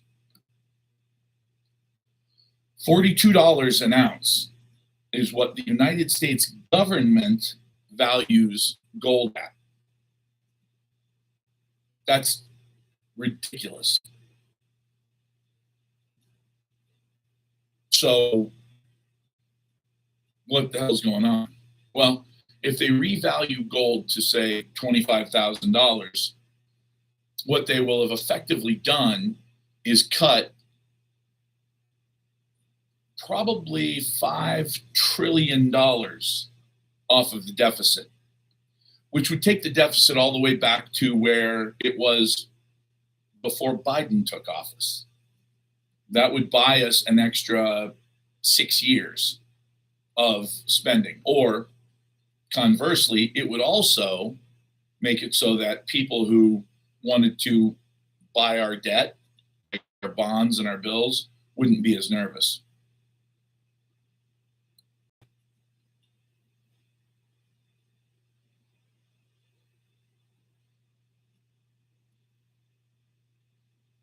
Well, it's tough. It's tough to say what's going to happen to silver if the war really kicks off. We'll see. We're trading bombs again right now. They just blew up. Apparently, nobody's talking about this, but apparently Iran just bombed the Amazon data center in the United Arab Emirates. And the reason that that's important to us is because it also happened to be where the United States military had all of its data stored. We just thought we could probably store it with Amazon, who'd notice. That's exactly right. No, it can't kick off. Israel is demanding that it kick off. Israel doesn't understand that the Israeli government doesn't understand that this whole we're the only people that count, we're the only ones that matter. What Israel wants, it gets because we're the only people with any power. Okay, guys, guess what? There's 15 million Jews in the world. The rest of the 8 billion of us have to try to survive. And without energy, the entire world's economy shuts down completely. Not partially, not a little bit, not like, oh gosh, that sucks a little. No, we're fucked. Like, we will go into a massive depression globally. And what does that look like? That looks like weapons hot all over the world. That looks like Europe being so desperate that in order to get the civil war that will absolutely break out, you have to understand something. The people in Europe are so insanely angry right now that they are literally, like, their brains are boiling over. And they're trying to be civilized. They're trying to practice restraint. They're trying to find any other way to fix this problem. But when it becomes absolutely obvious that it can't be fixed, and on top of that, everybody's struggling. See, nobody wants to upset the apple cart right now in the United Kingdom, in Germany, wherever, because, does it suck that your daughter can't walk home at night? Absolutely. Does it suck that your wife may not come home from the grocery store? Yes, it sucks. Does it suck that you can't go to the public pool because somebody's going to be there doing something super gross? Yeah, it sucks. But life goes on. When we get to a point where Germany and France and the UK are deep in a recession or a depression, like Germany already is in a recession, if they fall off the cliff into depression, the last time that happened, we all know what the result was. The 30s. And in the 30s, a guy took over and pointed the finger at who he said was at fault. And the shit hit the fan globally. That is precisely what will happen. So Israel wants this war with Iran to continue at all costs, period. And their attitude is, look, Congress, Senate, AIPAC gave you all the money you needed to get reelected. We won you those seats. You owe us. You fucking owe us. And if you don't do what you're told to do, well, then we'll primary you. We will find people who will do what we tell them. And your next election will be your last election. So do what you're told or else. Okay. Well, do you think Lindsey Graham has any courage? Do you think he has any moral character? No, none. He doesn't even know what those words mean anymore. You think Tom Cotton is actually a good old Southern boy? No. He's a complete disaster. He's a total fraud, and he knows it. When he looks in the mirror, he hates who he sees. Because he's got to go to work every day, and in front of God and everyone, he has to pretend like he's something that he is absolutely not. And when you have to do that, you begin to resent everybody who's making you do it. Okay, well, there you have it. So we're going to go to war. First, it'll be a civil war in Europe. And then, because the Europeans aren't stupid, they know that if they just continue with a civil war in Europe, it will get bloody. It won't last that long, but it will bring all of the other Muslim countries in. They will have support one way or another. And at that point, it's just easier to go balls to the wall and just attack Russia. Because everything's Russia's fault anyway. Think about it. Is everything in the world Russia's fault? Always. It's always Russia's fault. Yeah, that's the thing, is it's just so obvious. It's just so, I mean, you want to know what the future looks like? Look at the past. We always do. When in doubt, start a war. So far, we've had 7 years where the United States of America, since its founding, has not been in a conflict, a hot conflict where we are boots on the ground, shooting people. We've had 7 years of complete peace as a country. And people say, no, that's not true. That's bullshit. Really? Like when? Well, back in the 1890s or something. So the Boxer Rebellion doesn't count. Well, I mean, yeah, I guess sort of. I mean, that was just a thing. Yeah, it was a thing where we killed people and we lost people.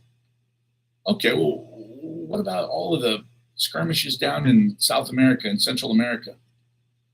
The reason we're called leathernecks in the Marine Corps is because our collars were made out of leather. Why did we make collars that came up to here that were incredibly uncomfortable? Why did we make them out of thick leather? To protect us from sword blows. The people in places like Guatemala or areas like there are places that Marines are not even allowed to go to this day because the people of those countries absolutely hate Marines. Not the Army, not the Air Force, but they still have all of these myths about Marines being all from mental institutions, and we were all cannibals. It's part of how you become a Marine. You go through boot camp and then you eat a baby and you become a Marine. Well, these people grew up in villages. They don't know any better. They actually believe this shit. So, it's like, and we did kind of earn a reputation for, kill them all, let God sort them out. That was kind of what we said. So, we'll see what happens, but I don't know what, I don't see any way out of this other than Donald Trump says, no, not going to do it. We're not going to shut down the world's economy. Look, I get it. You got me elected. Israel got me elected. Netanyahu got me elected. Okay. Um, you know, Miriam Adelson gave me $200 million to get elected. So, yes, basically, the Jewish people own me as a politician. However, I can't destroy the entire world. Like, what you're asking me to do is help Israel take over the Middle East at the cost of everyone else in the entire fucking world. China, Russia, Europe, Africa, South America, North America, everybody's going to suffer in order to make this one little goal of yours come true, where we fight Iran. Now, I know that Benjamin Netanyahu and the Knesset are going to say, yes, that's exactly what we want, and you're going to fucking do it. Or else. Remember the golden pager? J.D. Vance may not be so hard to talk to once he sees what happens to you. Do I believe that they would do that? I believe they already have. Absolutely. Absolutely. Because it's not politics. This isn't politics for them. This is God. It's a big difference. It's a big difference. If a guy attacks me because I'm from Arizona, you fucking Arizonans are all the same. Whatever. If he attacks me as a Christian, yeah, I turn the other cheek because that's what I'm supposed to do. But according to the Bible, I don't have a country. Countries don't matter. It doesn't matter. You can say you're from whatever country you want, but you're not. We're not citizens of countries. We're Christians first, period. That's it. You're going to love this. I just got another violation. What for? Misinformation. The tiny hats are coming after me, folks. Oh, well, what do you do? I'll tell you what you do. I have not eaten since 9 o'clock yesterday. Was it yesterday? 10 o'clock. 9 o'clock. 9 o'clock. I made myself a bean and cheese burrito. It's fabulous. Lots of hot sauce on it. I'm now going to go make myself one single hamburger out of real beef with real tomatoes and real onions. The buns are going to be questionable. I don't know what they're made of, but it's probably not actual bread. But hey, you know what? That's life. I also have avocados and barbecue sauce and cheese and bacon. Oh, did I say these were going to be okay? No. They're going to be the best fucking hamburgers ever consumed. Ever. At least on this planet. I don't know how aliens roll. Maybe they got some technology. No lettuce wrap. Are you kidding me? I'm going to eat this the way that God intended. Yeah. Oh, yeah. Avocados and bacon with a little bit of extremely sharp cheddar, a little bit of barbecue sauce, medium rare. Nope. No babies. No babies. Although thin sliced, medium rare.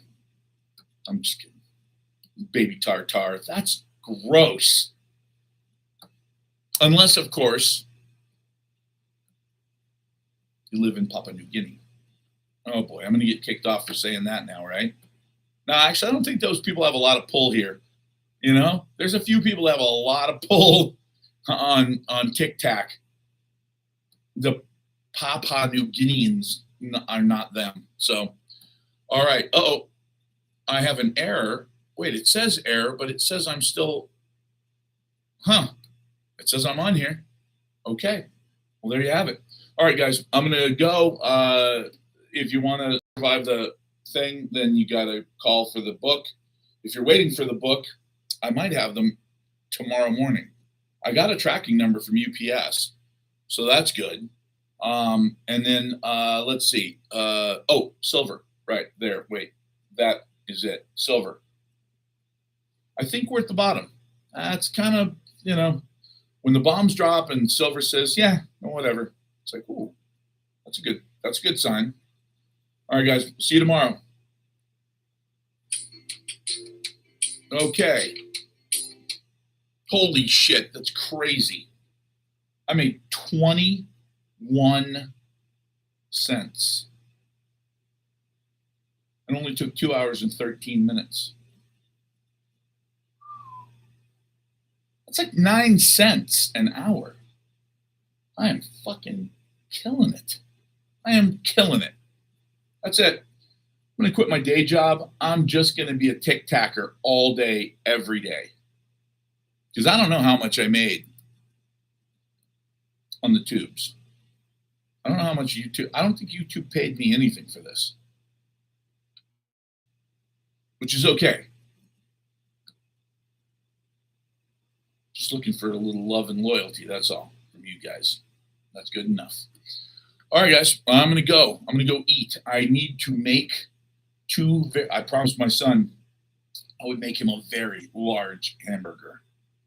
So I'm going to go do that right now. You guys have a great night. I will see you tomorrow.